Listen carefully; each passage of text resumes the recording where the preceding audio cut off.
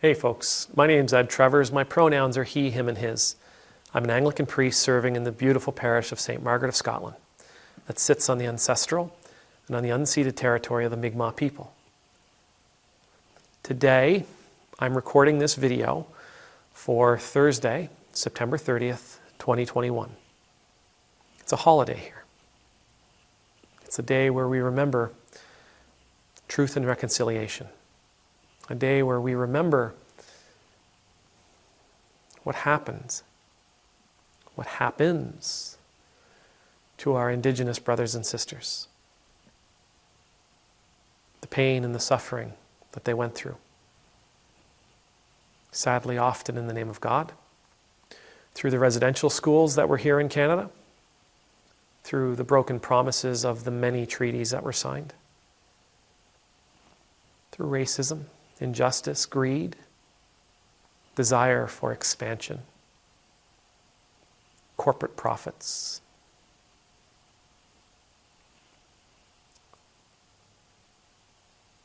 I found a meme on Facebook the other day. Now, you're all aware that over the last couple of years, there's been a real push to rid ourselves of monuments that were established to recognize and memorialize leaders, previous leaders, leaders of our past, leaders of our histories, who to some represented greatness. We've begun tearing these statues, these memorials down. Sometimes they're destroyed, sometimes they're placed in the archives, sometimes they're put in warehouses, but they're starting to come down.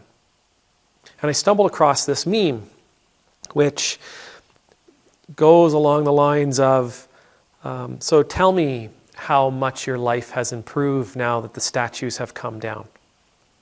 Take your time, I'll wait. For those people who have been impacted by the decisions and the policies and the laws and the actions of those people who were memorialized with these statues and with these monuments. Their lives have changed. You may say, well, yeah, but they're still this or they're still that or they're not doing this or they're not doing that. Whatever. They don't have to look at those people anymore. And that's a big deal. They don't have to walk in a park and see statues of people who were memorialized and who unleashed hell upon their lives, upon the lives of their ancestors, upon the lives of their societies, upon the lives of their cultures. That's a big deal. That is a vast improvement. They don't have to be reminded of what those people did. They don't have to be reminded of what the societies those people represented did. They don't have to be reminded of how many in today's society still hold those people up as heroes. That today's society is somehow built upon their good work. They don't have to be continually reminded that a person, a destroyer of worlds, is, or at least was, acclaimed by their neighbors. This is a big deal.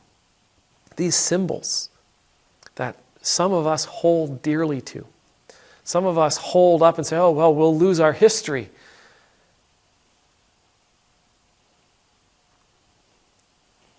They bring back painful, personal, and communal memories.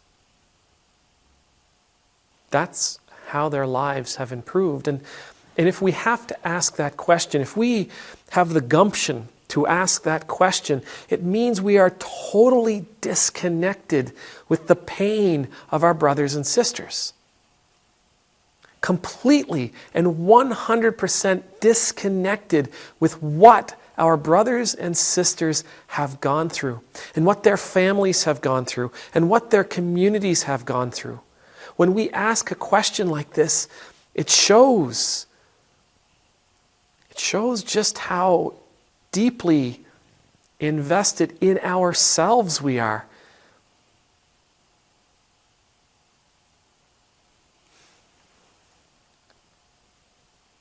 It shows an arrogance on our part, an unwillingness to accept that others have been harmed,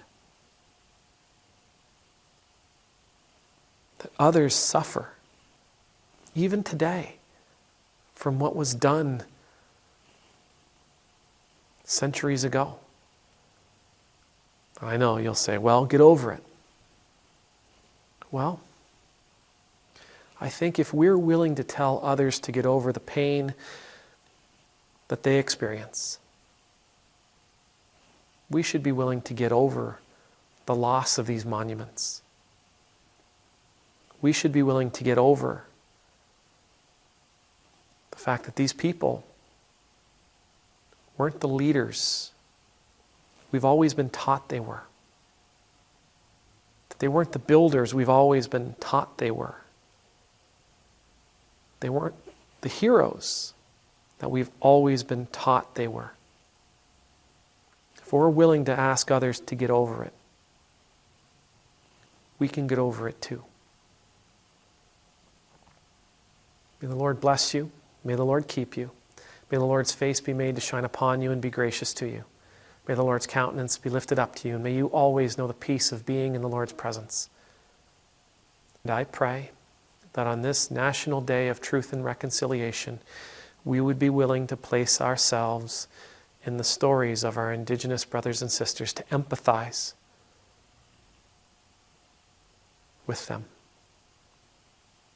to feel what they feel, to grow closer to them, to allow ourselves to leave this comfortable place we find ourselves.